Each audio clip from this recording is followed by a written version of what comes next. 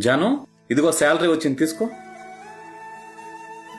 ఏంటండి 15,000 ఉంది? అవును, ఈ నెలకు కొంచెం అడ్జస్ట్ చేసుకో. మా నాన్న ఏదో అర్జెంట్ అని ఫోన్ చేస్తే 5,000 ఆయనకి పంపించాను. ఏంటి, ఇంకా మీ అమ్మ నాన్నకి డబ్బులు ఇస్తున్నారా? ఏమైంది ఇప్పుడు నీకు?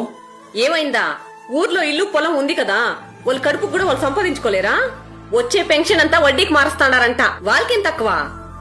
వాళ్ళు వడ్డీకి మారుస్తున్నారని నీకెవరు చెప్పినారు? చెప్పుడు మాటలు విని నోటుకొచ్చినట్లు మాట్లాడొద్దు. అయినా నీకేం తక్కువ చేస్తున్నానే? ఉన్న దాంట్లో హ్యాపీగానే ఉన్నాం కదా మనం.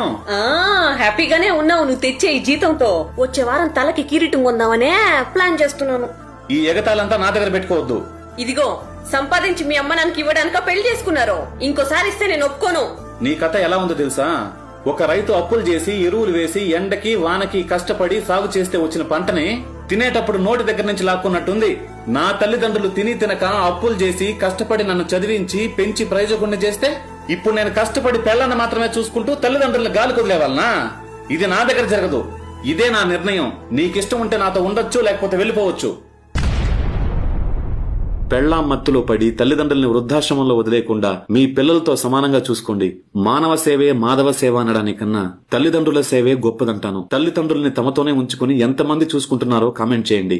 చూస్తాం ఎంతమంది మహాత్ములున్నారో.